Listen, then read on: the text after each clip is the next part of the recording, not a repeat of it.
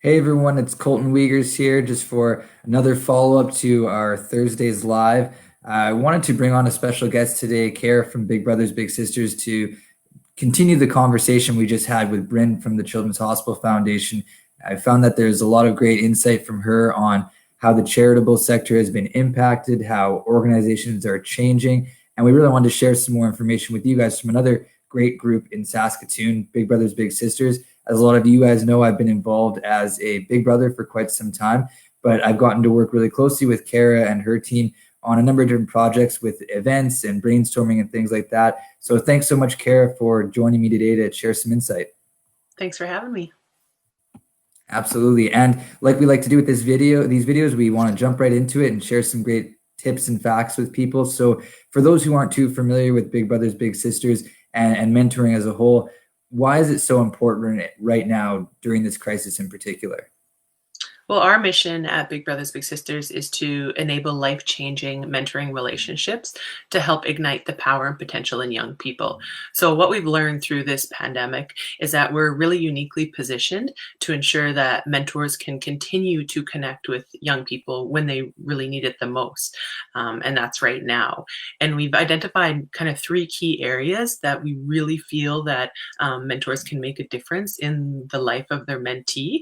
And that's through promoting social inclusion. So making sure they're reaching out, they're connecting, they have someone to talk to via text or FaceTime or, video games online. And there's a lot of different platforms that they can use to help protect their mental health and wellness, just to talk about it and to making sure no one's feeling alone and that they know that they have someone in their corner and that's someone that has their back.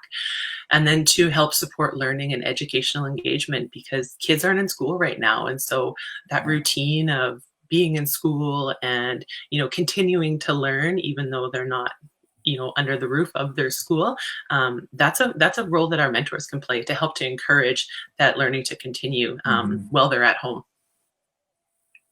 Yeah, and you bring up so many great points. This crisis, you see it across, adults and kids and everyone, that it affects them all a little bit different. And having that mentor and someone to talk to is important because, like you said, they're not going to have kids at school to interact with or other people, maybe family that they normally would have visited. And you touched on it a little bit, but how has mentoring changed? How have you guys seen matches and change how they interact and how they're being able to see each other? Or are they seeing each other, and how's that looking right now? Well, technology is a beautiful thing, and I think whether we like it or not, everyone has gotten kind of thrown right into it and been forced to figure it out quite quickly. And fortunately, I think youth are the ones that can figure it out the fastest. So, from the very beginning, right away, it was a pretty quick pivot for us, and for us to have our matches connect via FaceTime or text or online video games, that sort of thing. There's a lot of different platforms out there that they're using, and even as throwing it back old school, like writing a note, writing a letter. Some of our younger ones are doing crafts and that sort of thing. So really, the sky's the limit when it comes to creativity. Our matches are not seeing each other face to face at the beginning, I should say. I know there are, things like going for bike rides and, making sure you're maintaining that proper distance and some activities like that. But, we're really trying to get creative and how we can stay connected while we're physically apart. Yeah, absolutely. And you mentioned bike rides, and I was going to say that that's one of the things that my little brother Darian and I got to do pretty recently as things have started to calm down. You go for a bike ride, and I went over there. We didn't go into each other's houses or anything. We just biked around the neighborhood, and it was good just to catch up with him and see how he's doing. And it's funny you mentioned that, the technology piece. Kids learn how to use an iPad before they learn how to ride a bike. Like it's crazy the time that we're in, but they are very comfortable with it and they're great at troubleshooting it. So for anyone it can adopt those things quick, at least it's usually the youth. And so it's good to hear that there are a lot of good connections. I know that I've seen lots of great communication from Big Brothers on my end, just encouraging people to stay in touch, sharing ideas of how to stay in touch and things like that and what we can do. And, whether you have a little sister or a little brother in a program like this, reach out to someone, and whether it's a niece or a nephew or a younger sibling of your own, like a blood sibling, like, check in on them if you haven't talked to them a while, and just do that FaceTime or do some sort of virtual activity together. So that's fantastic. And I like what you guys have been doing to encourage that too. So getting to the organization side of things, how has Big Brothers Big Sisters pivoted during this crisis? Are there things that you guys are changing your way of thinking right now? What are you doing for some of your events and fundraising in the future? Because I know that's a big question for a lot of nonprofits out there. Definitely. When it comes to fundraising, 2 of our 4 main fundraising events had to be canceled in the last couple months, and that's huge for us. The amount of revenue that we will not see from those events really has the potential to impact our ability to deliver services to the community. So, right away for us, as we kind of watch things unfold, communicating is so key, both with our donors, our volunteers, our families that we support. And so I think for us, having those open conversations about what we need as an organization, how people can support us, what's that most urgent need. And for an example of that, it was, we want our matches to stay connected virtually, but some households don't have access to internet or to a device. So how can we step in? And we were fortunate to have the Progress Club actually step up and help with some devices and some cost for internet. So we were able to, play that role to that next kind of level of support to making sure people still stay connected. And, that's just one of the ways. But when it comes to, how are we going to look at replacing that revenue that was lost from events, I think it's all about, getting creative. We're being forced to think outside the box. And, I think one of the things that you were part of, Colton, that was super valuable for us is, reaching out to our stakeholders and having that conversation about, okay, you guys know us the best. You know what we do, how we operate, our events. What do you think?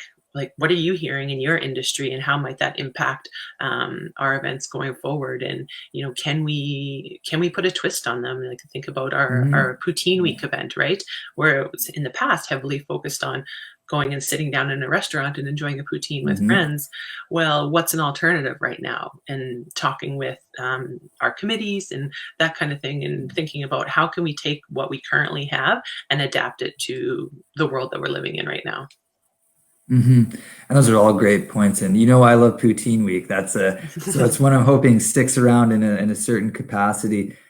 So it's great to hear. And that call that we had, again, for any of, if you're a nonprofit or a charity watching, or someone like that to me was like one of the simplest first steps. And just get a Zoom call going for an hour with volunteers, donors, stakeholders, and just brainstorm. And it was really good for me just to get an idea of where you guys were at too, because I think everyone's so caught up in, not that it's wrong, but everyone's so caught up in what's going on in their world, because everyone's worlds individually have been thrown upside down, that it is tough to know or be thinking about, that charity that you normally support every year, or, some other businesses that maybe, restaurant that you usually go to. Like, those aren't top of our mind right now, because everyone's lives have been impacted. So it's good just to get that reminder of, hey, we're here and here's what we're working on, right?